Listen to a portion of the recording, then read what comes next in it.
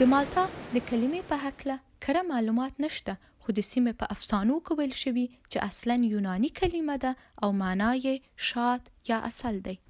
دا هیواد په حقیقت کې له 3 ټاپوګانو مالټا، ګوزو او کومینو جوړ شوی دی. تر ډیرو اروپایي هیوادونو افریقایي هغو ته نږدې دی.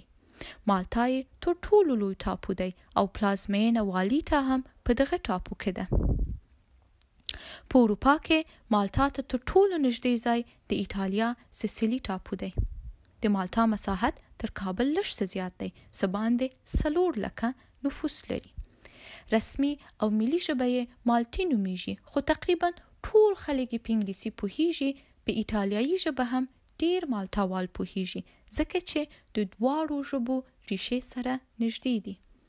دا هیواد د مدیترانې په منځ کې خورا ستراتیژیک موقعیت لري او د تاریخ لویو یرغلګرو له انګریزانو، فرانسویانو، هسپانیایانو، ایټالیایانو رانیولې تر عربانو او عثمانیانو ټولو فتح کړی او مالټا یې د افریقا او اروپا د نیولو لپاره د اډې په توګه کارولې ده. د دغه هیواد د عاید تر ټولو لویه سرچینه توریزم دی.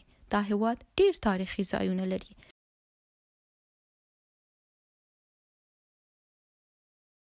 د مالټا مارخان وایي عربو 2 ځلې پرې یرغل کړی او دوی یې لوټ کړي، خو هغوی وروسته په دې سیمه کې د اوبو لګونې یو نوی سیستم دود کړ چې وروسته په مالټا کې کرنیز انقلاب راغی. دوی وایي عربانو یوازې د جزیې د ورکولو په صورت کې عیسویان خپل عبادت ته پرېښودل. I can hear your voice